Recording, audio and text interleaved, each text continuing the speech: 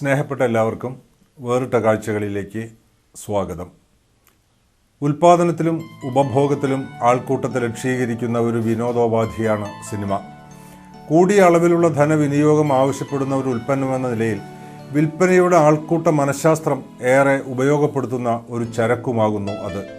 അതുകൊണ്ട് തന്നെ അതിശയോക്തിയുടെയും ഊഹാപോഹങ്ങളുടെയും വിപണി തന്ത്രങ്ങളിലൂടെയാണ് സിനിമ വ്യാപാര വിജയം നേടുന്നതും. ബഹുജനങ്ങളെ മാനസികമായി കീഴടക്കുന്ന എത്രയേറെ പരസ്യ രീതികളാണ് ഇപ്പോൾ വിവിധ മാധ്യമങ്ങളിലൂടെ ഇതിനായി തയ്യാറാക്കപ്പെടുന്നത്. ചുമരുകളിൽ പ്രത്യക്ഷപ്പെടുന്ന പോസ്റ്ററുകൾ അവയിൽ അതത് പ്രദേശത്തെ പ്രദർശനം പ്രഖ്യാപിക്കുന്ന ഒന്നു മാത്രമായി ഇന്ന് ചുരുങ്ങിപ്പോയി. പരസ്യകല ഒരു സിനിമയുടെ കൊടിയടയാളമായി നിലനിന്നിരുന്ന 1970കളിലാണ് എറണാകുളത്തുകാരൻ കിത്തോ എന്ന ചിത്രകാരൻ ഈ മേഖലയിൽ എത്തുന്നത്. 1978 ഈ മനോഹര തീരം മുതൽ 90കളിൽ തച്ചിലെടുത്ത് ചുണ്ടൻ വരെ 100ലേറെ സിനിമകൾക്ക് പോസ്റ്റർ ഡിസൈനിങ്ങും 50ലേറെ സിനിമകൾക്ക് കലാസംവിധാനവും നിർവഹിച്ച കിത്തോ വേറിട്ട കാഴ്ചകളുടെ ഈ അധ്യായത്തിൽ തൻ്റെ ജീവിതവും ചലച്ചിത്ര ജീവിതവും ഓർത്തെടുക്കുന്നു. നാടകവും പത്രപ്രവർത്തനവും കഥാചിത്രീകരണവും സിനിമാ നിർമ്മാണവും കഥയെഴുത്തും സജീവമാക്കിയ കിത്തോ കാലം ഒരിക്കൽ മലയാള ചലച്ചിത്ര പരസ്യകലയുടെ ഹസ്തമുദ്ര തന്നെ ആയിരുന്നു.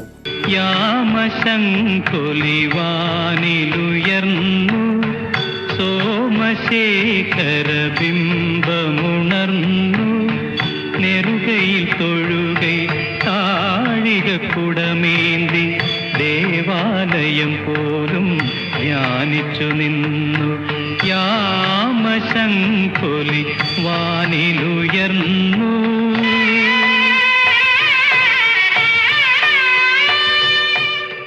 പണ്ടൊക്കെ കലാകാരന്മാരെ സൃഷ്ടിക്കപ്പെടുന്നത് ക്ലബ്ബുകൾ വഴിയാണ്. അപ്പോൾ ഞങ്ങളുടെ നാട്ടിലും ഒരു ക്ലബ്ബ് ഉണ്ടായിരുന്നു, അത് കലൂര്. ആ ക്ലബിൽ നിന്ന് ഒരുപാട് ആളുകൾ കലാകാരന്മാരായിട്ട് പ്രതിഭകളായിട്ട് മാറിപ്പോയിട്ടുണ്ട്. അവിടെ നിന്നാണ് എൻ്റെ ഈ കലാരംഗത്തേക്കുള്ള തുടക്കം. അത് കഴിഞ്ഞിട്ട് പിന്നെ കുറേ കൂടെ മെച്ചൂർഡായപ്പോഴത്തേക്കും ആർട്സിൽ ചിത്രകലയിൽ എനിക്ക് ജന്മവാസനയുണ്ട്. പഠിക്കുന്ന കാലത്ത് തുടങ്ങി തന്നെ വരയ്ക്കുകയും പിടിക്കുകയൊക്കെ ചെയ്യുമായിരുന്നു. അപ്പോൾ ആ ഒരു ഇത് കണ്ടിട്ട് എൻ്റെ ഒരു കസിനുണ്ട്, പുള്ളി ഒരു നല്ലൊരു ആർട്ടിസ്റ്റാണ്. അദ്ദേഹം എനിക്ക് നല്ലൊരു പ്രചോദനമായിരുന്നു. അദ്ദേഹം വഴിയാണ് ഞാൻ കൊച്ചിൻ സ്കൂൾ ഓഫ് ആർട്സിൽ പഠിക്കാൻ പോയതും. ആർട്ടിസ്റ്റ് ദത്തൻ, ബാബുറാൻ തുടങ്ങിയ കുറേ അധ്യാപകരായിരുന്നു ഞങ്ങളെ പഠിപ്പിച്ചിരുന്നത്. അവിടെ നിന്ന് ഒരു 3-4 കൊല്ലം അവിടെ പഠിച്ച് അത് കഴിഞ്ഞിട്ടാണ് പിന്നെ തൊഴിൽ രംഗത്തേക്ക് വരുന്നത്. അങ്ങനെ കലയിലേക്ക് വന്ന് ആ കോഴ്സൊക്കെ കംപ്ലീറ്റ് ചെയ്തതിന് ശേഷം ഞാൻ MG റോഡിൽ ആദ്യമായിട്ടൊരു ഓഫീസ് സ്റ്റാർട്ട് ചെയ്തു. അപ്പോൾ അവിടെ ഓഫീസ് തുടങ്ങിയത് ഇല്ലസ്ട്രേഷൻ ആർട്ടിസ്റ്റായിട്ടാണ്. എറണാകുളത്ത് ഇഷ്ടംപോലെ ധാരാളം ഈ ആനുകാലിക പ്രസിദ്ധീകരണങ്ങളൊക്കെ ഉണ്ടായിരുന്നു. ഈ സിനിമ വീക്കിലികളും പത്രങ്ങളുമൊക്കെ എറണാകുളത്ത് ധാരാളം ഉണ്ടായിരുന്നൊരു കാലഘട്ടമായിരുന്നു. അപ്പോൾ ആ പത്രങ്ങളിലും മാസികകളിലുമൊക്കെ ഈ കഥകൾക്ക് ഇല്ലസ്ട്രേഷൻ ചെയ്യുക എന്നുള്ളതായിരുന്നു എൻ്റെ പ്രധാന ജോലി. തുടക്കം അവിടെ നിന്ന്. ഞാൻ ആദ്യമായിട്ട് വരച്ചത് ചിത്രകൗമുദി എന്ന് പറഞ്ഞൊരു പത്രത്തിലാണ്. ഒരു സിനിമ വാരികയാണത്. ഒരുപാട് മറ്റു പത്രങ്ങളിലൊക്കെ വരയ്ക്കുമായിരുന്നു. കേരള ടൈംസിലൊക്കെ സ്ഥിരമായിട്ട് വരയ്ക്കുമായിരുന്നു. ഈ ഹൈലൈറ്റ് ടൈറ്റിൽസ് വരുമല്ലോ പത്രങ്ങൾക്ക്, ഹെഡ്ലൈൻസായിട്ട്. അപ്പോൾ വളരെ പ്രധാനപ്പെട്ട കാര്യങ്ങളൊക്കെ വരാൻ നേരത്ത് അത് വരച്ച് ആണ് ഇടുന്നത്. ഞാൻ ഓർക്കുന്നുണ്ട്, മനോരമയിലൊക്കെ ഇങ്ങനെ 70ലാണ് തോന്നുന്നു, ഒരു സ്കൈലാബൊക്കെ വീണ ഒരു സമയമുണ്ട്. സ്കൈലാബ് വീഴുന്ന രംഗം വരയ്ക്കുകയും അതിനൊരു നല്ലൊരു ടൈറ്റിൽ കൊടുത്ത് റെഡിയായിട്ടിരിക്കുകയാണ്. രാത്രി 12 മണിയായി വർക്ക് തീർന്നപ്പോൾ. അവരുടെ ഓഫീസിൽ തന്നെ ഇരുന്നാണ് ചെയ്യുന്നത്. അവിടെ ഇത് ചെയ്തങ്ങോട്ട് കഴിഞ്ഞപ്പോഴത്തേക്കുമാണ് സ്പ്ലാഷ് ന്യൂസ് വരുന്നത്, മൊറാർജി വീണത്. അപ്പോൾ ഈ സ്കൈലാബും വീണ് മൊറാർജിയും വീണു. അപ്പോൾ പെട്ടെന്ന് പത്രത്തിൻ്റെ നമ്മൾ ശരിയാക്കി പ്രിപ്പയർ ചെയ്ത് വെച്ചിരുന്ന ആ ഇതൊക്കെ പൊളിച്ച് രണ്ടാമത് ചെയ്യേണ്ടി വരുന്ന ഒരു സമയം ഞാൻ ഓർക്കണം.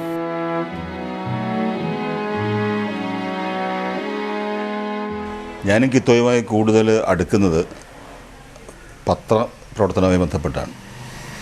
ഞാനിന്ന് കേരള ടൈംസിൽ ജോലി ചെയ്യുമ്പോൾ അന്ന് ഓഫ്സെറ്റും കമ്പ്യൂട്ടർ അങ്ങനെയുള്ള കാര്യങ്ങളൊന്നും ഇല്ലല്ലോ. അപ്പോൾ പ്രധാനപ്പെട്ട തലവാചകങ്ങൾ വലിയ അക്ഷരത്തിൽ വരണമെങ്കിൽ അത് ആർട്ടിസ്റ്റ് കൈകൊണ്ട് തന്നെ എഴുതി ബ്ലോക്ക് എടുത്ത് പ്രിൻ്റ് ചെയ്യണം. അപ്പോൾ 1971 ബംഗ്ലാദേശ് യുദ്ധം, അന്ന് എല്ലാ ദിവസവും സെൻസേഷനലായിട്ട് തലക്കെട്ട് കൊടുക്കേണ്ടി. അപ്പോൾ കിത്തോ അവിടെ ഇരുന്ന് തലക്കെട്ടുകൾ എഴുതിയിരുന്നത്. കേരള ടൈംസിൽ എഴുതിയതിന് ശേഷം അദ്ദേഹത്തിന് മാതൃഭൂമിയിലും പോകണം, അവിടെയും തലക്കെട്ട് എഴുതുന്നത് കിത്തോയാണ്. നല്ല ന്യൂസ് പേപ്പർ ഡിസൈനറാണ് കിത്തോ. നന്നായിട്ട് പേജ് ലേഔട്ട് ചെയ്യുന്നതിന്, കഥകളൊക്കെ വരുമ്പോൾ ഇല്ലസ്ട്രേറ്റ് ചെയ്യുന്നതിന്, ഇല്ലസ്ട്രേഷൻ കാരിക്കേച്ചർ നല്ല നർമ്മമുണ്ട്. അപ്പോൾ എനിക്കൊന്ന് വേണമെങ്കിൽ കിത്തോയ്ക്കൊരു നല്ല കാർട്ടൂണിസ്റ്റും ആകാമായിരുന്നു.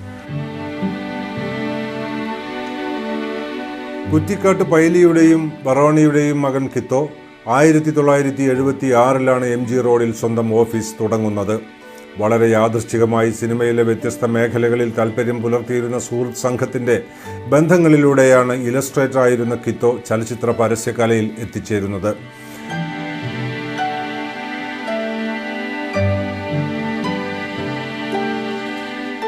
മുൻ MLA-യും MP-യും മാധ്യമപ്രവർത്തകനുമായ സെബാസ്റ്റ്യൻ പോൾ, തിരക്കഥാകൃത്തുക്കളായ കലൂർ ഡെന്നിസ്, ജോൺ പോൾ, നിർമ്മാതാവ് ഈസ്റ്റ്മാൻ ആന്റണി തുടങ്ങിയ സുഹൃത്തുക്കൾ ഇദ്ദേഹത്തിന് ചലച്ചിത്ര മണ്ഡലത്തിൻ്റെ സാംസ്കാരികവും ബൗദ്ധികവുമായ പിൻബലം നൽകി. പരിധികളില്ലാത്ത സൗഹൃദത്തിൻ്റെയും യൗവനസഹജമായ സർഗസാഹസങ്ങളുടേതുമായിരുന്നു അക്കാലത്ത് കിത്തോ ഓർക്കുന്നു.